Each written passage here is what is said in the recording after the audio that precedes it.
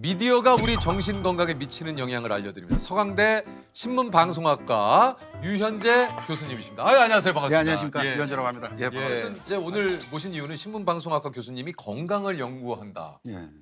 제가 생각할 때 이 우리 사회에서 가장 지금 안타까운 건 뭐냐면 정보들이 너무 많지 않습니까? 너무 많아요. 우리들은 정말 너무나 당연하게 재밌게 느끼기도 하고 뭐 그런데 무슨 가짜 뉴스라든가 뭐 이제 사이버 레카라든가 뭐 이런 것들이 이제 툭툭 튀어나오면서 그 서로 미워하게 되고 그다음에 서로 분열하게 되고 네, 그러니까 네 편 내 편 갈려지고 막 이런 것들에 유튜브를 보면서 우울해지기도 하고 맞아요. 유튜브를 보면서 뭐 하기도 하고 그러니까 이 좋은 미디어가 숨기 저도 뭐 유튜브로 애 키웠다 그럴 만큼 뭐 없는 게 네, 없잖아요. 없는 게 없어요. 저도 뭐 수업할 때 뭐 유튜브 자 이렇게 보여주고 막 그러는데 맞아.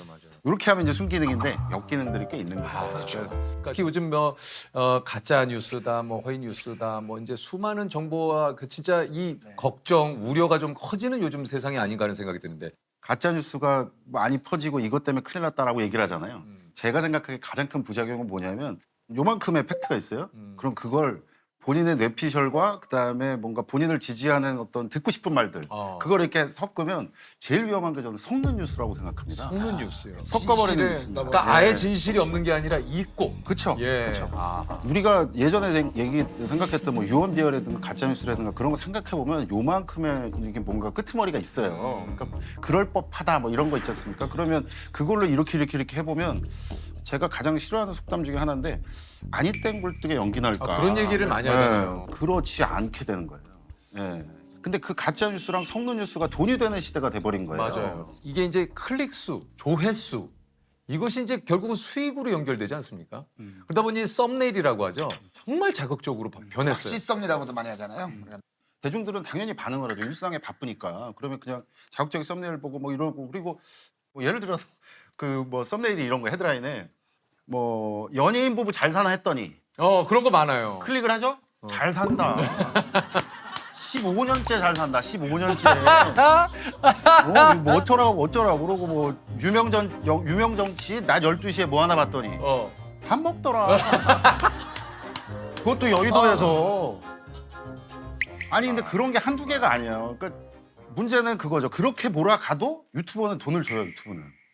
그러니까 그게 돈이 되는 사회가 있으니까 답답한 거죠. 이게 참 그러다 보면 이게 뭔가 하향 평준화가 되기도 하고 전부 다 그렇게 밝혀지기 시작하면 그러면 그분들의 재료는 뭘까 생각해 보면 뭐랄까 크리에이티비티가 아니에요. 그러니까 이렇게 해서 우리가 이제 뭐 아이디어를 내서 이런 게 아니라 혐오, 미움, 분열 이런 것들이 그분들의 재료인 거예요. 그렇죠. 혐오, 미움 이런 것들이 발화력이 어마어마합니다. 맞습니다. 그러니까 그러면 뭔가 또 클릭 막 이러면 그게 또 돈이 되고 그러니까 이게 계속 악순환이 돼서 제가 이제 혐오 비즈니스라는 말을 좀 썼는데요. 어쩔 수 없는 엄연한 현실이 아닐까라는 생각이 들어서 좀 안타까운 면이 있습니다. 나중에 제가 생각하기에 가장 큰 부작용은 뭐냐면 진실에 대해서 알고 싶어 하지도 않을 수도 있어요. 맞아요. 예. 맞아요. 가짜 뉴스에 계속해서 뭔가 뭐랄까 훈련을 받으면 확증 편향이라는 게 생기잖아요. 그런데 또 나한테 유리하면 그냥 뭐 그런 거지만 이렇게 될까 봐 그런 것들이 제가 가장 경계하고 있는 미디어의 역기능이다라고 말씀드릴 수가 있겠습니다. 소위 말해서 요즘 그 이제 확증 평양 뭐 내지는 이제 버블에 갇힌다고 하잖아요. 이제 맞습니다. 내가 계속 보는 정보에 따라서 알고리즘이 이제 인도해 주는 대로 따르다 보니까 내가 보고 내가 듣고 내가 하는 것이 진짜다. 나머지는 사실 믿지 않는. 사실 누군가는 알고리즘이 뭐 그 진짜 뭐 지금 21세기에 나온 발명품 중에 최고다라고 하는데 맞죠? 기업 측면에서는. 그렇죠. 기업 측면에서는 그 플랫폼에서 많이 놀아야 되잖아요. 거기 머무는 시간이 많을수록 그분들에게는 계속 입금이 되는 거예요.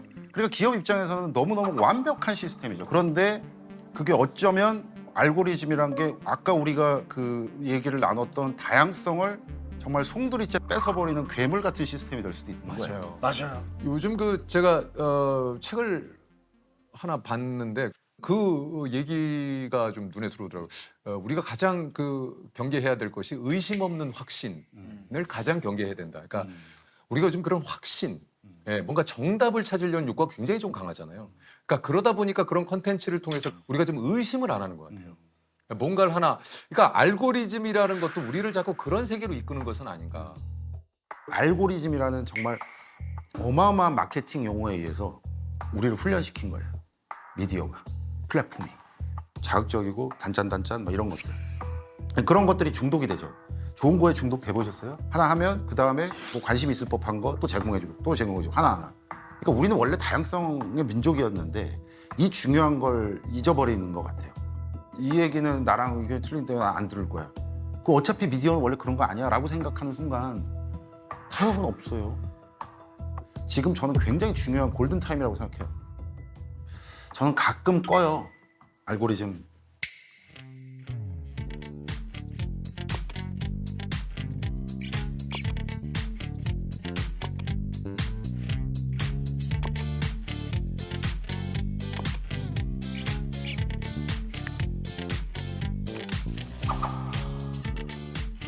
이런 또 좀 요즘 문제가 되는 것이 바로 그 이제 악플. 예. 이게 이제 뭐 도를 이제 넘는 악플들이 정말 많잖아요. 이게 이제 악의적이고. 그러니까 이런 악플도 이렇게 늘어나는 좀 이유가 좀 있을까요? 그러니까 저는 일종의 그 대중이 그 뭐랄까 게임을 하고 있는 게 아닌가? 그러니까 게임이 뭐 몰지각한 유튜버나 사이버 레카들이 공격 대상을 정해주잖아요. 그러면 일반 대중들은 아 내가 그러면 저 사람을 공격해도 된다라는 어떤 그런 가치 판단을 하게 될 수밖에 없나 봐요. 그러면 정말 본인이 할 수 있는 모든 이걸 해서 제일 모욕적인 말을 아, 누군가 상대 타겟이 정해지면 그분들한테 하는 것 같아요. 근데 그게 실명이라도 그럴까? 혹은 오프라인에서 그분들을 만났을 때 그렇게 할 수 있을까? 이 말씀을 좀 드리고 싶은 게요. 한나 아렌트라는 철학자가 이제 악의 평범성이라는 얘기를 했어요. 근데 그 악의 평범성이라는 게 어떤 거냐면 뿔 달린 사람이 어마어마한 사람이 그렇게 배설 수준의 누군가를 상처를 주고 막 이런 게 아닌 거예요. 악을 퍼뜨리는 사람은 지극히 평범하다. 그리고 당신도 될 수 있고 나도 될 수 있다. 어떤 상황에 처하게 되면 굉장히 평범한 악이 모여서 어마어마한 악이 된다라는 거예요. 근데 댓글이 너무 험하게 그러니까 배설 수준으로 나온 분들을 만약에 잡아서 물어보면 둘 중에 하나 다릅니다. 나만 그랬어? 그리고 내가 진짜로 때렸냐 그 사람? 근데 아까 제가 말씀드렸던 것처럼 지금 이런 우리 같은 초연결 사회에서는 온라인에서 공격하는 게 훨씬 더 타격감이 셉니다. 맞아요. 그러니까 저는 이런 부분을 좀 반영을 해서 미디어와 관련된 규정이 빨리 좀 우리나라에만 있는 법을 좀 보고 싶어요. 네, 맞아요. 사실 유튜브 그다음에 SNS 이런 관련 어떤 제한을 두는 법들을 저한테 인터뷰가 들어오면 저는 항상 유럽 예를 들게 되는 거예요. 유럽엔 있어요. 있어요? 그러니까 벌금을 어느 정도 규모냐면 뭐 700억. 그리고 24시간 내에 뭔가 조치 취할 것. 뭐 이렇게 되는 겁니다. 사회의 경종을 들으면 이거는 정말 우리 사회에서 받아들일 수 없는 죄야. 그리고 이건 뭐 표현의 자유나 이런 숭고한 가치를 들이대면 안 돼. 라고 해서 국가에서 뭔가 제한을 두는 거예요. 그래서 저는 그런 법들이 좀 촘촘히 좀 만들어졌으면 좋겠다라는 생각이 좀 들고요. 우리가 그런 국내법을 마련하고 유튜브에 약간 특별 요구를 할 수도 있을 겁니다. 왜 그러냐면 현실은 우리나라가 뭐 전 세계에서 거의 유튜브를 가장 많이 쓰는 국가 중에 하나고 유튜브가 우리나라에서 벌어가는 돈도 많고 그러면 책임성을 요구하는 거죠. 당연히 할 수 있겠죠. 또 참 뭐 이런 얘기 어떨지 모르겠습니다. 저는 늘 얘기 드리면 악플이 그걸 그냥 감내해야 된다고 생각하지 않아요. 좀 그런 안타까운 일이 생길 때도 그렇습니다만 그런 악플을 그냥 감내하고 그냥 당연히 받아들여야 되는 것으로 인식하는 것이 너무 슬프고 가슴이 아파요. 도대체 그 욕을 어떻게 감당을 해요? 맞아요. 그 자살 정구 증상으로서 오는 게 이제 무력감이거든요. 뭘 어떻게 해도 나는 안 될 것 같아요. 근데 그런 슬픔을 느끼면 정말 뭐 어떤 감정이 될지는 우리가 다 안타깝게 생각하잖아요. 예. 저는 유가족이에요. 그러니까 형이 친형이 이제 이제 극단적 선택을 했죠. 이게 아마 뭐 저를 아시는 분들은 아마 이 방송을 보면 좀 놀랄 수도 있는데, 그러니까 제가 이제 그 미국에서 교수를 할 때 이제 그 형이 이제 그런 선택을 했다는 얘기를 듣게 됐어요. 그때 뭐 예상은 하시겠지만 한 2, 3년 동안은 그냥 멍했어요. 멍하고 이렇게 시간이 지나도 요즘 이 인간이 왜 전화를 안 하지? 막 이런 착각을 할 정도로 그러니까 너무 이상하게 살았던 거죠. 근데 이제 그러고 이제 한국에서 뭐 논문을 써야 되니까 교수도 먹고 살아야 되지 않습니까? 그러면 연구도 해야 되고. 근데 그 생각이 든 거예요. 아, 제가 그러면 그 어떤 분야를 좀 연구를 할까? 그런데 제가 이제 그 자살이라는 게 제가 너무 아프게 다가오니까 아, 이것과 미디어에서 뭔가 연결이 안 될까라는 생각을 우연히 했는데 예를 들면 그 자살을 보도함에 있어서 너무 자극적으로 한다거나 아니면 그게 우리나라 자살률이 세계 1위인데 너무 감성적으로 그걸 풀어서 뭔가 베르테르 효과가 나오게 만든다든가 그리고 용어가 예를 들면 동반 자살이라는 말이 나와서 제가 너무 살기가 힘들어서 제 아들이랑 같이 가겠다고 하면 그러고 자살을 했다 그러면 그게 어떻게 동반 자살이냐. 그건 살해 후 자살이지. 그런 것들이 문제의식이 있어서 논문을 썼어요. 그랬더니 이제 그 다음에 이제 도와주셨잖아요. 예전에 기억나실 네. 거예요. 그 자살 예방 캠페인. 아, 예. 그거 저가 같이 한 거예요. 아, 그러셨군요. 그래도 오늘 나온다 그러길래 제가 유석 선생님한테 좀 감사를 아, 할게 아닙니다. 7, 8년 전에 예. 그런 예방 활동 미디어 뭐 이런 거를 하는데 이게 진짜 어마어마한 연예인이 좀 했으면 좋겠다라고 해서 연락이 갔는데 선생님 해주신다고 했다는 거예요. 그래서 그때 사실 저희끼리 막 진짜 울컥했어요.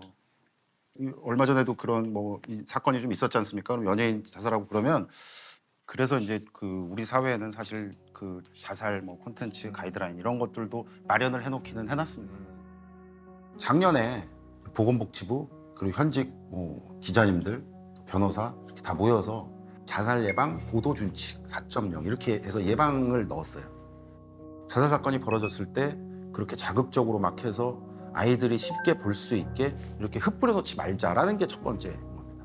그리고 또 하나는 원칙은 이제 도구나 방법을 밝히지 말자. 이거는 사실은 전통적인 거예요. 왜 그러냐면 그게 학습이 되거든요. 그다음에 또 하나가 유가족 보호합시다.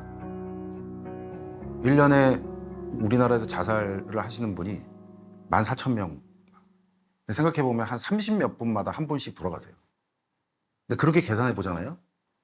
유가족 많아요. 주변에. 근데 그분들한테 가서 인터뷰하고 그리고 망자가 남긴 유서 공개하고 그리고 계속 전화하고 그러니까 일부긴 합니다만은 사망이 벌어져도 놔주지 않아요. 왜 그러냐면 돈이 되니까. 치유는 안 돼요. 그 형 죽은 다음에 정말 계속해서 저도 모르게 핸드폰을 보면서 내가 먼저 전화해볼까? 막 이러면서 실제로 전화를 해보기도 하고 막 그랬죠. 그런데 그게 저만 그랬겠어요? 많은 유가족들이 그랬죠.